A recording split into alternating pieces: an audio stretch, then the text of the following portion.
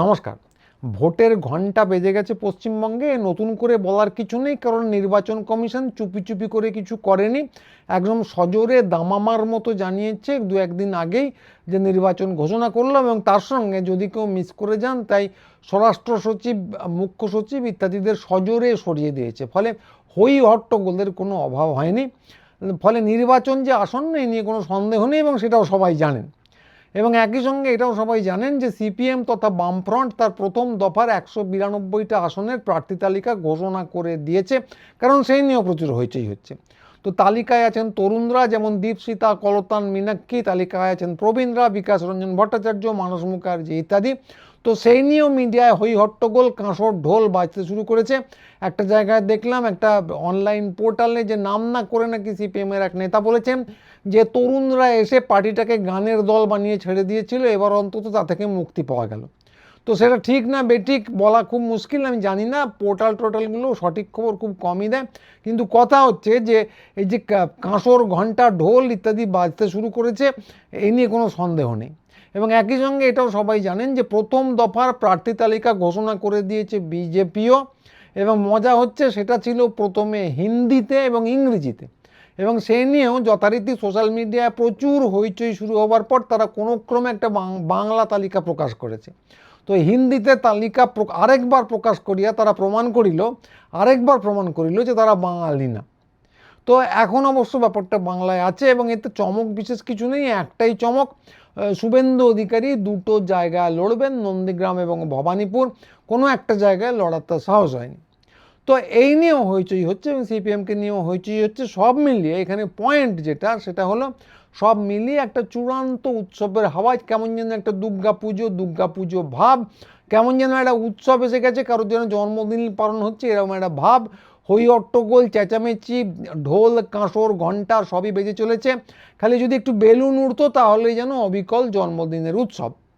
তো অনেকেই ভাবছেন আমার মতো যে যে আবহে এই নির্বাচনটা হচ্ছে, মাথার উপর কালো মেঘ, অনেক মানুষ বিপদে, অনেকে বাংলাদেশে পড়ে আছেন। ঠেলে পাঠিয়ে দেওয়া হয়েছিল সোনালী বিবিকে এবং সুইটি বিবিকে, তার মধ্যে সোনালী বিবি ফেরত এসেছেন, সুইটি বিবি এখনও ফেরত আসেননি, এবং আরও অনেকজন বাংলাদেশে পড়ে আছেন। যে এই যে আবহ, তার মধ্যে যে নির্বাচন হচ্ছে, সেই উৎসবটা কীরকম যেন অশ্লীল লাগছে। তো কথা হলো যে অশ্লীল ভাবার বিশেষ কোনো কারণ নেই, কারণ আমরা ওরকমই।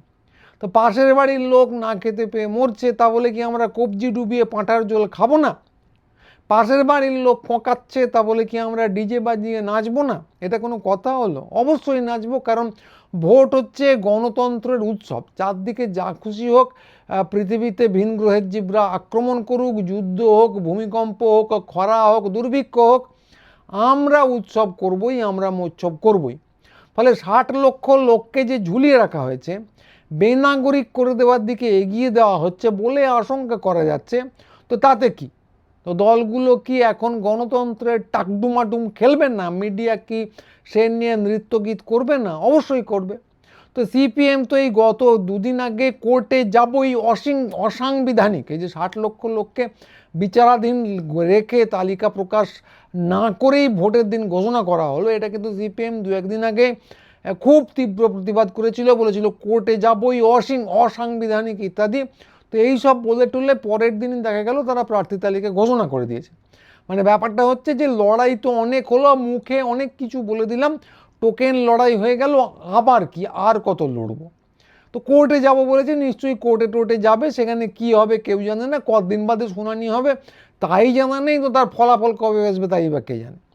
তো তৃণমূল দু একদিন ধরে খুব তীব্র প্রতিবাদ করেছে, টর্না দিয়েছিল প্রথমে, প্রতিবাদ করেছে, গতকালও গ্যাসের দাম বাড়ার বিরুদ্ধে প্রতিবাদ করেছে। সচিবদের, এই যে মুখ্য সচিব এবং স্বরাষ্ট্র সচিবকে অগণতান্ত্রিকভাবে সরিয়ে দেওয়া হলো, তার বিরুদ্ধে মুখ্যমন্ত্রী তোপ দেখেছেন, এবং সংসদ থেকে সাংসদরা ওয়াকআউট করেছেন। তো এইসব প্রতিবাদ হয়েছে, কিন্তু কথা হচ্ছে এরপরে তারা কি করবে? প্রবল প্রতিবাদ সহ দু একদিনের মধ্যে নির্ঘাত তারাও তালিকা বার করে দেবে, কারণ এইটাকে বলে লুজ লুজ গেম। একদল যদি তালিকা বার করে, অন্য দলকেও বার করতে হবে। গেম থিওরিতে এরকম আছে, মানে দুটো দল, কারোরই কোনো লাভ হচ্ছে না একটা খেলা খেলে। কোক আর পেপসি উভয় দলই প্রচুর বিজ্ঞাপনে খরচ করছে, বিজ্ঞাপনে খরচ না করলেও বা অর্ধেক অর্ধেক লোকে কিনতো, এবং বিজ্ঞাপনে প্রচুর খরচ করার পরই ওই 50% লোকই কোক কিনছে, 50% লোকই পেপসি কিনছে, কিন্তু তবুও তাদেরকে বিজ্ঞাপনে খরচটা করে চলতেই হচ্ছে। এটা হচ্ছে খেলার নিয়ম। তো নির্বাচনের তাই নিয়ম, সিপিএম করে দিয়েছে বা বিজেপি করে দিয়েছে বা তৃণমূলকেও করতে হবে, সবাইকেই করতে হবে। তো কথা হচ্ছে এছাড়া অন্য কী বা করবে? প্রতিবাদ হয়ে গেল, আদালত হলো, ধর্না হলো, এবার তো ভোটে নামতেই হবে। ফলে এইটা হবে। মিডিয়া জুড়ে প্রার্থী তালিকা নিয়ে হুল্লোড় হচ্ছেই পরের দফা বেরোনোর পর, এবং তৃণমূলের তালিকা বেরোনোর পর আরও এক দফা হুল্লোড় হবে। অকারণে কেন তারকাদের নামানো হয়েছে এই নিয়ে হুল্লোড় হবে, বাঙালি অবাঙালি নিয়ে হুল্লোড় হবে, সেগুলো অযথার্থ কিছু নয়। তরুণ নাকি বুড়ো এই নিয়ে হুল্লোড় হবে, স্থানীয় নাকি বহিরাগত এই নিয়ে হুল্লোড় হবে, এবং সব থেকে বেশি জিনিসটা চলবে কে কার এ টিম কে কার বি টিম। দীর্ঘদিন ধরে তো এই জিনিস দেখে যাচ্ছি, থামার কোনো লক্ষণ নেই, এখনও চলবে। এবং যখন এইগুলো চলছে ঠিক তখনই কেন্দ্রীয় বাহিনী আরও বেশি বেশি পরিমাণে নেমে যাবে বাংলায়। তো 500 কিছু কোম্পানি কেন্দ্রীয় বাহিনী ইতিমধ্যেই আছে। আমাদের মহান নির্বাচন কমিশন এসআইআর বলে একটা জিনিস করছেন, এবং তখনই তারা ঠিক করে নিয়েছেন যে কেন্দ্রীয় বাহিনীকে নামিয়ে দিতে হবে। এবার তো প্রশাসন তাদের দখলে চলে এসেছে। তো মুখ্য সচিব, স্বরাষ্ট্র সচিব সবাইকে সরিয়ে দিয়েছেন, হাতে মাথা কাটছেন। এবার শুনতে পাচ্ছি, খবরের কাগজের রিপোর্টেই পড়লাম যে এবার শুনতে পাচ্ছি 2000 কোম্পানি কেন্দ্রীয় বাহিনী নাকি নামানো হবে সারা পশ্চিমবঙ্গে। এবং পুরো ব্যাপারটা ভেবে দেখুন, হইচইয়ে চূড়ান্ত শুধু নয়, এই জন্য এক বিপুল মোচ্ছব, বিপুল যুদ্ধ। মানে 2000 কোম্পানি, মানে প্রত্যেকটা কোম্পানিতে যদি 100 জন করেও জওয়ান থাকেন তাহলে 2 লাখ লোক। এবং পশ্চিমবঙ্গে 200টা 300টা হচ্ছে বিধানসভা আসন এবং 80,000 মতো বুথ। তো প্রত্যেকটা বুথের হিসেব করলে প্রত্যেক বুথ পিছু 2-3 জন করে কেন্দ্রীয় বাহিনীর জওয়ান। এবং সাধারণভাবে অনেকগুলো বুথ একটা জায়গায়, একটা স্কুল বিল্ডিংয়ে বা এরকম হয় 4-5টা বুথ, ফলে রীতিমতো বেশ কিছু জওয়ান এক জায়গায় দাঁড়িয়ে থাকবেন। এই রীতিমতো একটা প্রচণ্ড কেন্দ্রীয় শাসনের আবহ তৈরি করে ভোট হবে। তো যেন ওই 2000 কোম্পানি মানে যেন একটা উপদ্রুত অঞ্চল। তো এইটা তো দীর্ঘদিন ধরে এই ব্যাপারটা করা হচ্ছে। যবে থেকে বলা হচ্ছে যে পশ্চিমবঙ্গে প্রচুর বাংলাদেশি, প্রচুর রোহিঙ্গা ঢুকে গেছে, যবে থেকে বলা হচ্ছে 1,20,00,000 লোককে বাদ দিয়ে দেওয়া হবে, যবে থেকে বাংলাদেশি সন্ধানে বাংলাদেশি আখ্যা দিয়ে বাঙালিদের সারা ভারতবর্ষ থেকে ঠ্যাঙানো হচ্ছে, তবে থেকে এটার প্রস্তুতি তৈরি করা হয়েছে। এবার সেটার অন্তিম পর্ব। ফলে 2000 কোম্পানি উপদ্রুত অঞ্চলের মতো নামিয়ে দেওয়া হবে পশ্চিমবঙ্গে, যেন পশ্চিমবঙ্গই হতে চলেছে দ্বিতীয় কাশ্মীর। এবং তারা যথারীতি হুড়কো দেবে। বিএসএফ যে কেন্দ্রীয় বাহিনী, বিএসএফ যে সীমান্ত এলাকায় ভারত বা পশ্চিমবঙ্গের জনতাকে কী পরিমাণ হুড়কো দেয় সেটা মিডিয়ায় আসে না বলে আমরা টেরও পাই না, কিন্তু এটা দ্বিতীয়বার হুড়কো দেবে। তো গতবার 21-এর নির্বাচনে একই জিনিস হয়েছিল। খুন জখম ঠেকানোর জন্য নাকি কেন্দ্রীয় বাহিনীকে নামানো হয়েছিল, এবং কার্যত তারাই গুলি চালায় শীতলকুচিতে, এবং অনেকজন মানুষ মারা যান, সে কথা আমরা এখনও ভুলিনি। ফলে তারা হুড়কো দেবে বা পশ্চিমবঙ্গের মানুষকে, এবং প্রশাসন চালাবেন কার্যত রাজ্যপাল আর নির্বাচন কমিশন। সব মিলিয়ে একটা কেন্দ্রীয় শাসনের আবহ, কিন্তু আতঙ্কটা বোঝা যাবে না, কারণ চারদিকে মিডিয়া জুড়ে ঢাক ঢোল পিটবে যেন একটা ভয়ঙ্কর উৎসব চলছে। সেই সতীদাহ যখন হতো, ইংরেজ আমলের কথা বলছি, তার আগের কথা নয়, তখন আর্তনাদ করতো কিছু মানুষ, আর্তনাদ করতেন যিনি, যাকে সতী করা হতো তিনি, কিন্তু সেই আর্তনাদ চাপা দিয়ে দেওয়া হতো। একজন তাকে বাঁশ দিয়ে পিটতেন কয়েকজন মিলে, আর বাকিরা কাঁসর ঘন্টা এসব বাজাতো, আর্তনাদটা সম্পূর্ণ চাপা পড়ে যেত। ফলে অবিকল একই জিনিস চলবে, কারণ এখনও পর্যন্ত এই ভোট উৎসব, কেন্দ্রীয় বাহিনী সব কিছুর আড়ালে, এই যে মিডিয়ার চিৎকার, কাঁসর ঘন্টা এসবের আড়ালে যারা বাদ বা বিচারাধীন, তাদের ক্রন্দন চাপা পড়ে যাবে। তো তারা যাবেন আদালতের কাছে, হয়তো আদালতের আধিকারিকরা তো আছেনই, তারা নাকি ঘেমে নিয়ে এই সমস্ত লোকেদের ন্যায় বিচার দিচ্ছেন। কী ন্যায় বিচার দিচ্ছেন এখনও আমরা জানতে পারিনি। শোনা যাচ্ছে অনেক কেসের নাকি নিষ্পত্তি হয়ে গেছে, কিন্তু নিষ্পত্তির ফলটা কি? সবাই বাদ পড়ে গেল, না সবাই ঢুকে গেল, নাকি মাঝামাঝি কিছু একটা? জানার কোনো উপায় নেই। যা নিষ্পত্তি সেটাই মোটামুটিভাবে মেনে নিতে হবে, জানলে অনুযোগ করা যাবে না। আদালত একটা পর্যবেক্ষণে বারণই করে দিয়েছে যে এত ঘেমে নিয়ে কাজ করতেন এরা, এত পরিশ্রম দিচ্ছেন, তো এদের আবার সমালোচনা কি? ফলে একটা জিনিস আছে, সেটা হচ্ছে ট্রাইব্যুনাল। তো ট্রাইব্যুনালে যেতে পারেন, কিন্তু সেখানে উকিলবাবুদের কত পয়সা দিতে হবে, কত তেল খসাতে হবে, সে আমরা কেউ জানি না, কবে তার নিষ্পত্তি হবে কেউ জানে না। তো কিন্তু এই নিয়ে বিশেষ কিছু কমপ্লেন করা যাবে না, অভিযোগ করা যাবে না, কারণ একদিকে এসব হচ্ছে সাংবিধানিক সংস্থা, এদের বিরুদ্ধে বলা ভারী কঠিন, বললে কিন্তু ওই জল পুলিশে ধরবে। আর অন্যদিকে উৎসবের আবহ চলছে সেই সতীদাহের মতোই, যখন মানুষ বিপদে তখন কেন্দ্রীয় বাহিনী দাপাচ্ছে এবং মিডিয়া জুড়ে এবং সর্বত্র কাঁসর ঘণ্টা বাজিয়ে ঘোষণা করা হচ্ছে যে ভোট এসে গেছে, গণতন্ত্রের মহোৎসব। তো ফলে এইসব চলতে থাকবে। এবং ওদিকে পাবলিক, এই যে মিডিয়া যে দেখাচ্ছে তার তো একটা প্রভাব আছেও, পাবলিক যারা এদের দুঃখে দুঃখিত ছিল, অনেকে যারা বাদ পড়ে গেলেন তাদের দুঃখে দুঃখিত ছিল, তারা কিন্তু এবার যাদের নাম আছে তাদের কথা বলছি, যারা বাদ গেলেন তো গেলেনই বা বিচারাধীন, যাদের নাম আছে তারা এবার এই ভোটের হাওয়ায় উত্তেজিত হবে, তারাও হইচই শুরু করবে। ফলে ওই যারা আর্তনাদ করছেন বিচারাধীন বা বাদ, তাদের কথা মোটের উপর চাপা পড়ে যাবে, ওই যে কথা বলছিলাম সতীদাহের মতো। তো পাবলিক উত্তেজিত হবে, মিডিয়া চেঁচাবে, আমার মতো লোকেরা যারা ছোট মিডিয়া করেন তারাই বা কী করবেন, তাদেরকেও বিশ্লেষণ করতে হবে, কে ভোটে জিতবে কে হারবে, করতেই হবে। হাওয়া ব্যাপারটা এইরকমই, এইভাবেই একটা জিনিসকে চালিয়ে দেওয়া হয়। আসামে এনআরসির ক্ষেত্রে তাই হয়েছিল, 14 লাখ মানুষ বাদ পড়ে গেলেন, তারপরেও কিন্তু জীবন গড়িয়ে গেছে, তারপরেও কিন্তু লোকে বিশ্লেষণ করেছে, তারপরেও লোকে হিমন্ত বিশ্ব শর্মাকে নিয়ে কথা বলে, তারপরেও লোকে ভোটের প্রেডিকশন করে, সমস্ত কিছু চলে, জীবন চলতে থাকে এবং নির্বাচন হতে থাকে। রাজনৈতিক দলগুলো নির্বাচনে দাঁড়ায়, প্রচার করে, কিন্তু যারা বাদ গেলেন তারা তো গেলেন। ফলে এখানেও সেরকম একটা জিনিস হতে চলছে।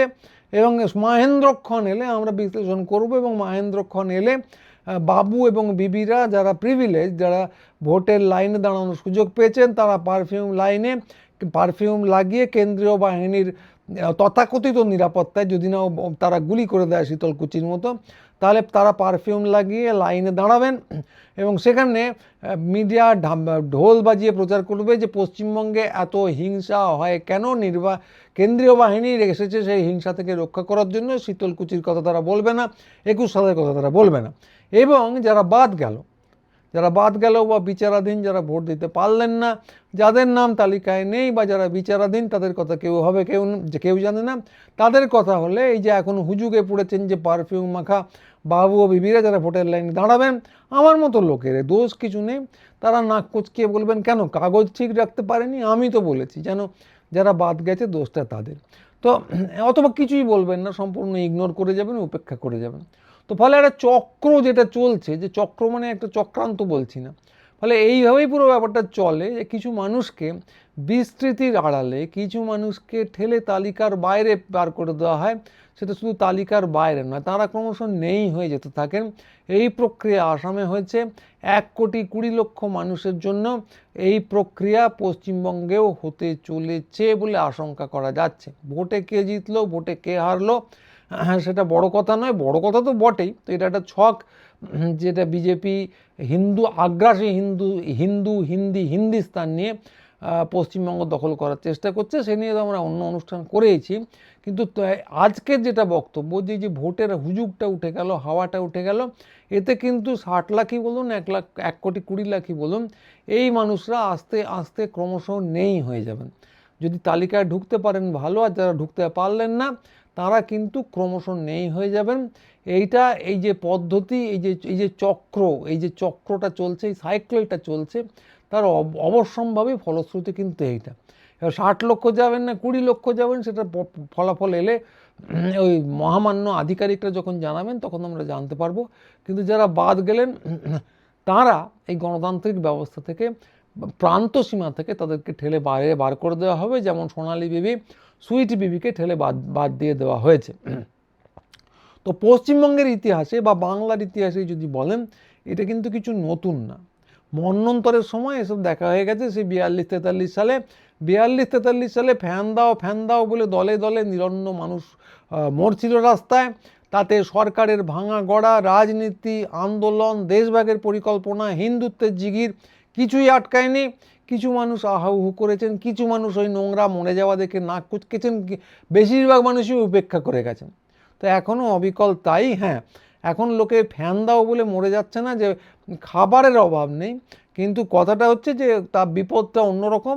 লোকে খালি বেনাগরিক হতে চলেছে, নেই হয়ে যেতে চলেছে, বা নিজ ভূমে পরবাসী হতে চলেছে। তো সেটাও ভয়ঙ্কর, নতুন কিছু না। মন্বন্তরের ল্যাজ ধরেই আমরা জানি দেশভাগও হয়েছে, কোটি কোটি মানুষ উদ্বাস্তু হয়েছেন, এবং মন্বন্তরের যদি রিপিট শো হয় তাহলে ওটাই বা বাদ থাকবে কেন? তো এই আশঙ্কাটা চোখের সামনে দেখা যাচ্ছে। এটা ঠিক মন্বন্তরের স্কেলেই হবে কিনা, আকারেই হবে কিনা, দেশভাগের আকারেই হবে কিনা বলতে পারবো না, কিন্তু ছোট আকারে হলেও সেটা ভয়ানক, এবং আশঙ্কা হচ্ছে এটা আরও বড় আকারে ঘটতে চলেছে। ফলে দুটো বিপদ আমাদের সামনে। একটা হচ্ছে হিন্দুস্তান, হিন্দিস্তানের নাম করে পশ্চিমবঙ্গকে দখল করার চেষ্টা করা হচ্ছে, হবে এবং হয়ে চলবে, যেটা নিয়ে আগের দিন বললাম, আগের ভিডিওটা দেখে নিতে পারেন। আর দুই হচ্ছে, যারা বাদ গেলেন তারা কিন্তু ক্রমশ নেই হয়ে যাবেন, এরকম একটা আশঙ্কা দেখা দিচ্ছে। কোনো দলকে এখনো পর্যন্ত দেখলাম না যে সজোরে বলতে যে এই যারা নেই হয়ে যাচ্ছেন তাদের জন্য লড়াটাই হচ্ছে আমাদের লক্ষ্য উদ্দেশ্য, কেউ সজোরে বললেন না। সবাই ঢাকঢোল পিটিয়ে নির্বাচনে নেমে পড়লেন, আরও অনেক ইস্যু আছে, এজেন্ডা আছে। ফলে আমরা যেটা করতে পারি, প্রথম বিপদটা নিয়ে তো লড়তেই হবে। রাজনৈতিক দলরা সেক্ষেত্রে হাতিয়ার হতে পারেন অবিজেপি রাজনৈতিক দলরা। আর দ্বিতীয় জিনিসটা, সত্যি কথা বলতে কি, দেশভাগ আমাদের ভুলিয়ে দেওয়া হয়েছে, মন্বন্তর কিছুটা মনে রাখা হয়েছে, কিন্তু একরকম করে গণস্মৃতি থেকে বিলুপ্ত করে দেওয়ার চেষ্টা হয়েছে। এই যে ভয়ঙ্কর বিপর্যয়টা হয়েছে, এটাকে মুছে যেতে দেওয়া চলবে না। এটা বারংবার, এটা ওরা সফল হোক না হোক, চেষ্টাটা যে হয়েছে এটা গণস্মৃতিতে রাখতে হবে, বারংবার বলে চলতে হবে। তা আমি চলবো, আমাদের এই চ্যানেল চলবে, আপনারা যারা শুনছেন তারাও কথাগুলো বলবেন। আর গুরুর চ্যানেলকে অতি অবশ্যই সাবস্ক্রাইব করবেন, গুরু চণ্ডালীর চ্যানেলকে। বন্ধুবান্ধব, পাড়া প্রতিবেশী যারা আছে তাদেরকে পাঠাবেন, কারণ আমাদের এই যে মনে রাখার প্রক্রিয়াটা একার না, সবাই মিলে করলে তবে এটা সাফল্যমণ্ডিত হতে পারে। তো আজকের মতো এইটুকুই। সবাই সাবস্ক্রাইব করবেন, ভালো থাকার চেষ্টা করবেন। পরের ভিডিও নিয়ে খুব তাড়াতাড়ি আবার আসবো। নমস্কার।